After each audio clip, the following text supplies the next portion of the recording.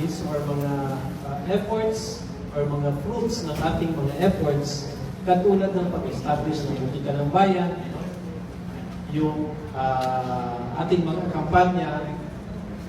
So marami na tayong maraming bumago sa the way we deliver our health services. Of course, marami tayong naging challenges. Marami tayong naging balakid sa pagbibigay serbisyong pangkalusugan. For example, kakulangan ng mga establishments, kakulangan ng mga equipments, kakulangan ng manpower. Itong nakikita po natin ito, pasalamat tayo, no? Pasalamat po tayo sa BPDA, Bangsamoro Client Development Agency, dahil ito po ay malaking tulong po ito sa atin.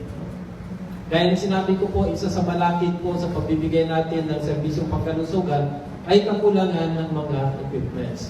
At alhamdulillah, ito po ay tinutugunan ng ating gobyerno, ang gobyerno ng Bangsamoro. At hindi po dito nagtatapos ang mga assistance. No? Kung nakikita natin at nasabi at narinig natin mula mismo sa ating interim chief minister na ang kanilang priority. Ang priority po ng Bangsamoro government ay kalusugan, edukasyon, at social services. So, ibig sabihin, ito po yung mga serbisyo. Ang mga serbisyo para sa tao, ito po ang kanilang priority or ating priority.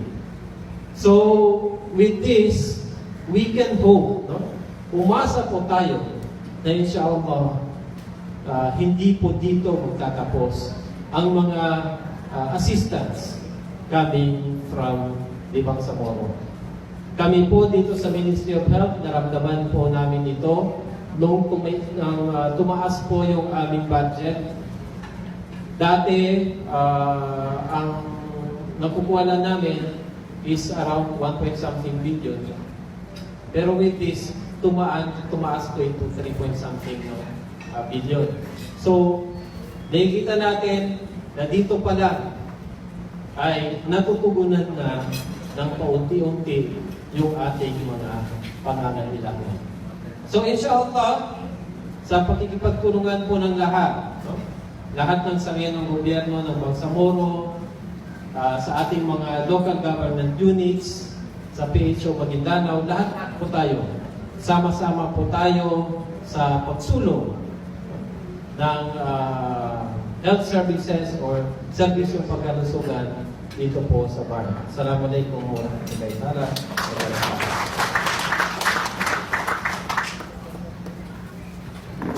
Thank you so much, Doc Agos, for that very educative message. Next message is coming from Honorable Ahod P. Ibrahim, Interim Chief Minister of the Bar, to be delivered by his Cabinet Secretary, Honorable Muhammad Aslin Pendatun. Let us give him a warm round of applause.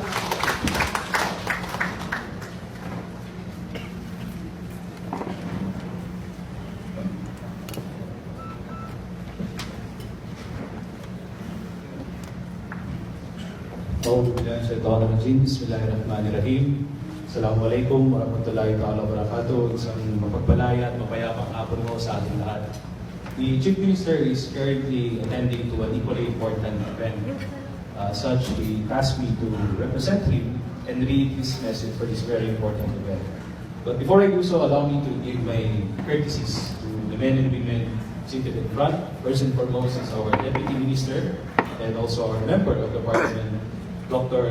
Qarneyn, the Director General of the newly created Bangsamoro Planning and Development Authority, Engineer Mohanjali Ali, the Maguindanao Provincial Health Officer, Dr. Elizabeth Samama, and of course the representatives of the various municipalities that are covered under the HDAP program, as well as the representative from the Maguindanao Provincial Government.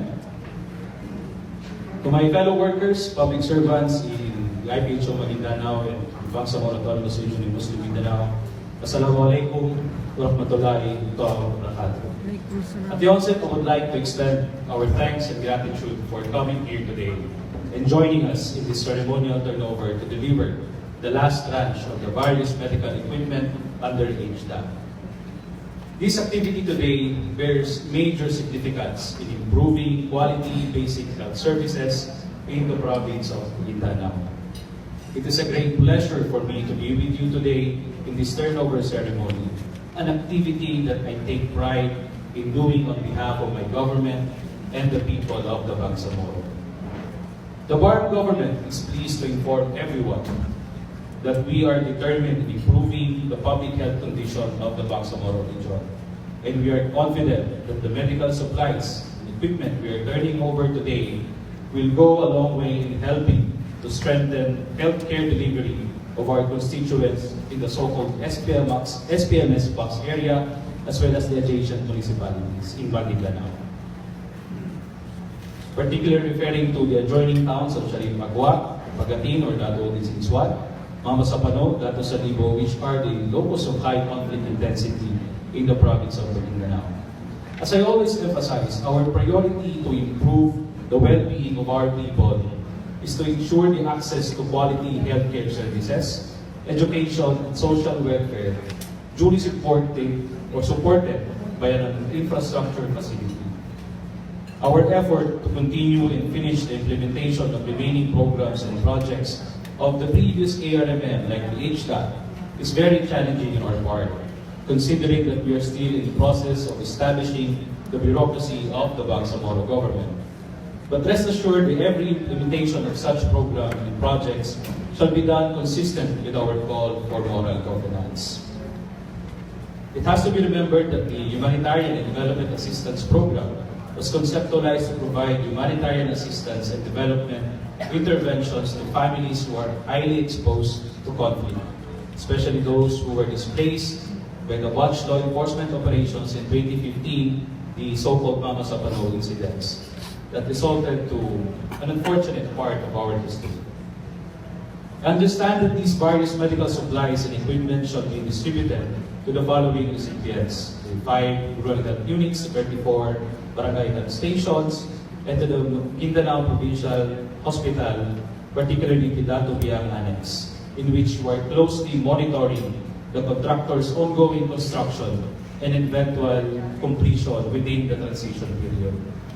It is expected that these supplies and equipment will be used appropriately so that health services in the constituency of the target areas will be improved. I am indeed happy that the exceptional support and cooperation of the Ministry of Health, as well as the Bangsamoro Planning Development Authority, we are able to witness the historic turnover of these various facilities. To the IPHO Maguindanao, this is part of our continuing journey in delivering the necessary health services to our people, especially when the Maguindanao Provincial Hospital, Dato Biang Annex, will be completed and fully operationalized.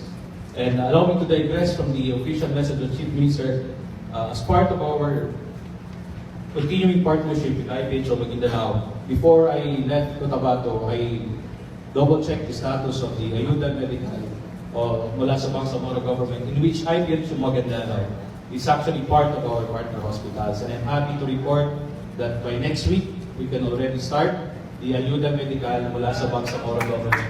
Ito naman po ay, kung ginagawa ko natin ngayon is on the facilities, ito naman po ay isang malaking medical assistance program mula ako sa Office of the Chief Minister, in which we will provide, in effect, monetary assistance to those indigent patients and those in poor, those who are in need. Again, as I mentioned earlier, inshallah ho, by next week, I really ensure that I can say at this event that we can already start the embark here in the IPHO Maguindanao starting next week, inshallah. Again, this is also a testament to the emphasis of the government of the day to provide and to improve the health services in the region. Every time po na tinatanong si Chief Minister, and even last week we were in Japan, when he was asked on what are the priority areas of the Bangsamoro government, lagi hong nababanggit yung health. And it's a testament again to this focus of the government of the day among the line ministries of the region. Second ho, no? Next sa education, second ho yung health sa may pinakamalaking budget. So we expect with the implementation of this budget, especially that we are now operating under the block grant and consistent with our call for moral governance, the targeted beneficiaries of these programs and projects under the Ministry of Health will really be felt by our people. With this, I would like to thank everyone, and by the grace of the Almighty Allah, we will continue to do more to improve the quality health services in the Bangsamoro. Thank you, and Assalamualaikum warahmatullahi ta'ala wabarakatuh. Thank you so much, Secretary Pendatun, for that very heartwarming message. Next part of the program is one of the highlights of today's activity. So we will be having the signing of the deed of donation and acknowledgement receipt to be signed by Dr. Safrula M. Dipatuan, Minister of the BARM MOH, represented by Dr. Qarneyn Abbas, Deputy Minister. And we also have Dr. Elizabeth A. Samama, MHM, FP, SMSI, Provincial Health Officer 2 of the IPHO Maguindanao, to be witnessed by